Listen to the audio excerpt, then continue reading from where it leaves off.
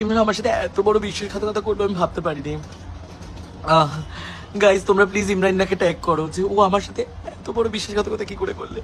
তোমরা, আমি আজকে পুরো সত্যি কথা বলবো, তোমরা প্লিজ লাইভটা প্রচুর শেয়ার করে দাও। যেন আমি চেয়েছিলাম বাংলাদেশের ভাবি হতে, স্যান্ডি সাহা চেয়েছিল বাংলাদেশের ভাবি হতে। বাংলাদেশকে আমি খুব ভালোবাসি, আমার খুব কাছের একটা দেশ, কিন্তু সেটা হতে দিল না পাখি।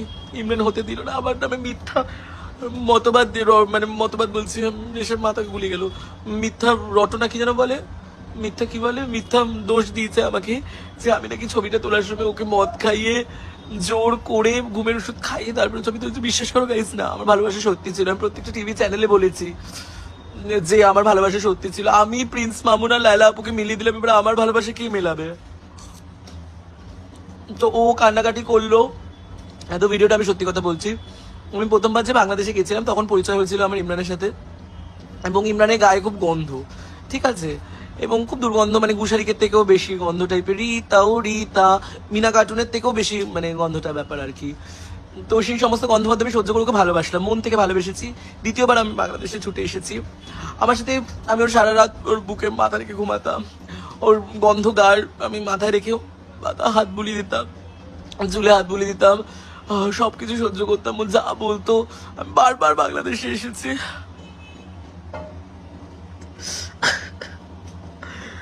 আমি সব ইন্টারভিউ আর টিভি দেখো, তোমরা প্লিজ লাইভটা শেয়ার করো ইমরানকে চেক করে, যে আমি চাই ও যেন আমার লাইফে আবার ফিরে আসুক। আমি তো মিলিয়ে দিলাম, বলো বাংলাদেশের প্রিন্স মামুন আর এলাকা, আমাকে কি কেউ মিলিয়ে দিতে পারবে? তোমরা প্লিজ বিডি ইমরানকে ট্যাগ করো।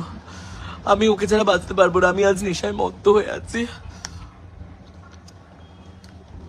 তো কেসটা হয়েছে, আমরা আমরা মিট করেছি, আমরা একসাথে ভিডিও করেছি, আমার কাছে প্রমাণ আছে। এরপরে কি লিঙ্ক দিতে পারি আমি, লিঙ্ক আমার কাছে আছে, কিন্তু আমি কারো কোনো ক্ষতি চাই না। তুই একবার ফিরে আয়, আমি সব ভুলে যাবো।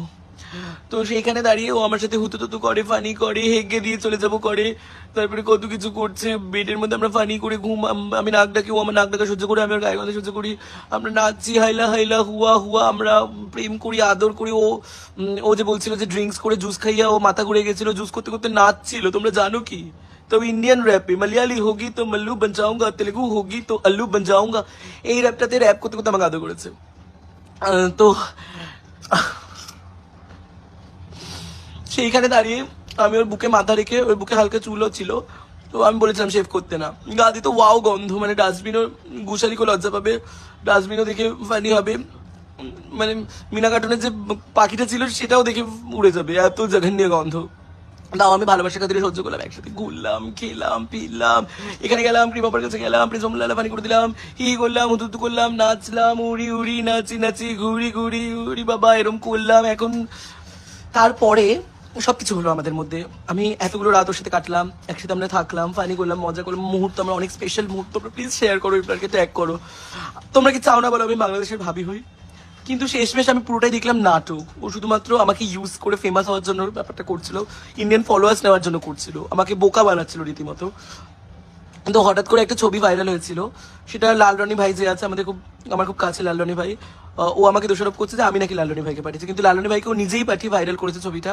ও নিজেই ফেমাস হতে চেয়েছিল, ফেমাস হতে নিজেই ভাইরাল হতে চেয়েছিল, সেই ব্যাপারটা পুরোটা সাজিয়ে আমাকে খারাপ করে দিয়ে নিজেই কান্নাকাটি করে ভালো হয়ে গেল।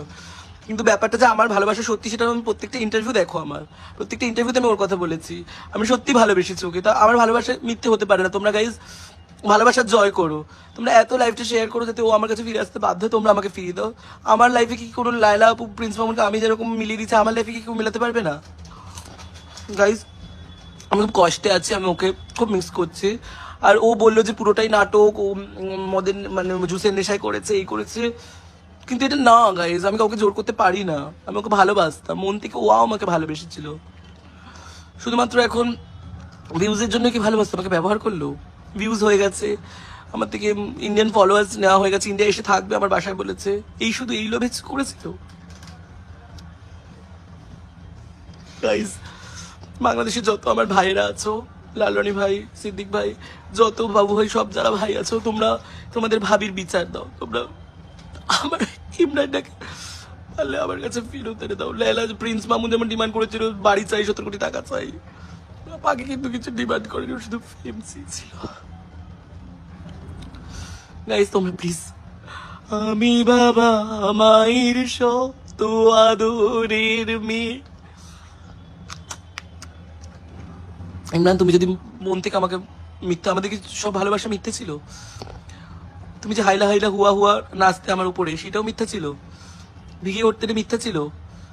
সব মিথ্যে ছিল? তো গাইজ, আমি এই লাইভটা করছি, তোমরা বিচার করবে যে আমার ভালোবাসা সত্যিটা মিথ্যে। তোমরাই আমাদের বিচার দেবে। আমি আরো ভিডিও করব, আমি সব কেচ্ছা খুলবো, কিন্তু সব কেচ্ছা খুলবো, যা যা ঘটেছে সব খুলবো, আমি এলান করলাম।